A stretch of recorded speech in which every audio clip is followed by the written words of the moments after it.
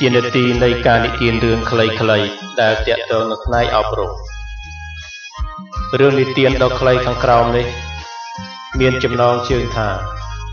សេចក្តីខ្មាស់អៀនបានបង្រៀនកុមារចនឲ្យចេះកែខ្លួនដំណើររឿងមានដូចតទៅនាសម័យមួយពីអតីតកាលមានកសិករម្នាក់ដែលមានកូនប្រុសម្នាក់ដែរឈ្មោះចន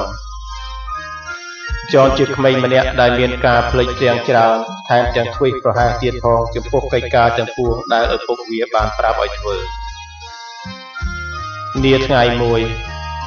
ឪពុកវាបាននិយាយទៅកាន់វាថាចនកូនឯងមានការធ្វេសប្រហែសនិងភ្លេចផ្ទាំងច្រើនកន្លងអញ្ចឹងឯងបានជារៀងរាល់ដងកូនធ្វើកិច្ចការអ្វីក៏ខុសដែរចាប់ពីថ្ងៃនេះទៅពុកនឹងវាយដៃគោលម្ដងមួយភ្ជាប់លើសសរនេះហើយដើម្បីបានជាការរំលឹកកូនឯងថាតើកូនឯងធ្វើខុសញឹកញយប៉ុណ្ណាដែរហើយបើកាលណាកូនឯងធ្វើកិច្ចការអ្វីមួយត្រូវពុកក៏នឹងដកដៃគោលទាំងនោះមួយម្ដងចេញពីសសរនេះវិញប្រាប់កូនហើយគាត់ក៏ចាប់អនុវត្តតាមសម្ដីនោះមានថ្ងៃខ្លះគាត់វាយដៃគោលតែមួយប៉ុន្តែថ្ងៃខ្លះទៀតគាត់វាយដៃគោលជាច្រើនហើយកម្របានដកវាចេញវិញណាស់មិនយូរចនក៏បានឃើញថាសសរមួយដើមនេះជាប់ស្អិចស្កះទៅដោយដៃគោលវាក៏បានចាប់ផ្ដើមមានសេចក្តីខ្មាស់អៀនចំពោះកំហុសដែលមានច្រើនពុនប្រមាណ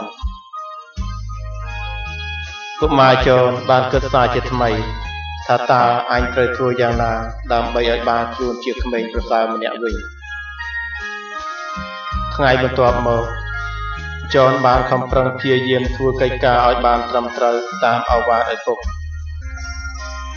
វាចេះតែខំផ្ចិតចង់ស្មារតីធ្វើកិច្ចការឲ្យបានត្រូវជានិច្ច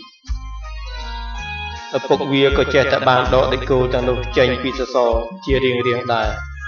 រហូតទាល់តែនៅសល់តែដៃគោលមួយគត់បន្ទាប់មកឪពុកវាក៏បានហៅវាមកជិតគាត់ហើយបាននិយាយថាណែចនកូននេះណែជាដៃគោលចុងក្រោយបង្អស់ហើយពុកក៏បំរុងនឹងដកវាចេញចោលដែរតើកូនឯងសប្បាយចិត្តឬទេចនបានផ្ដោតនេត្រាសម្លឹងសសរនោះប៉ុន្តែចំនួនការឆ្លើយតបនឹងសំណួរឪពុក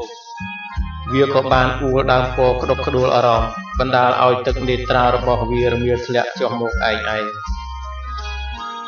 ឪពុកវាក៏បានសួរថាហេតុអ្វីក៏ឯងយំកូន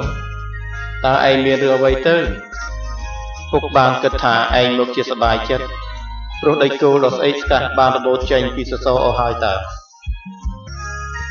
ចនក៏បានឆ្លើយទាំងទឹកភ្នែករលីងរលោងថាពិតហើយពុកខ្ញុំសប្បាយចិត្តមែនព្រោះដៃគោលរបូតអស់ហើយតែនៅឡើយស្លាកស្នាមព្រួតគ្រាតមិនទៅណាទេស្លាកស្នាមទាំងនេះនៅតែជាគ្រឿងធ្វើឲ្យកូនមានសេចក្តីខ្មាស់អៀនមិនអ្វីទេកុមារទាំងឡាយអើយទោះច្រើនម្ដេចឡើយកំហុសរបស់អ្នកក៏អ្នកនៅតែអាចកម្ចាត់វាចេញបានបន្តិចម្ដងដែរដោយតែកុមារចននឹងឯងឲ្យតែអ្នកតាំងចិត្តខំព្យាយាមយកដំបូន្មានឪពុកម្ដាយដែលបានត្រួសត្រាយជាកន្លងសម្រាប់អ្នកធ្វើដំណើររឿងនេះចប់តែប៉ុណ្ណេះ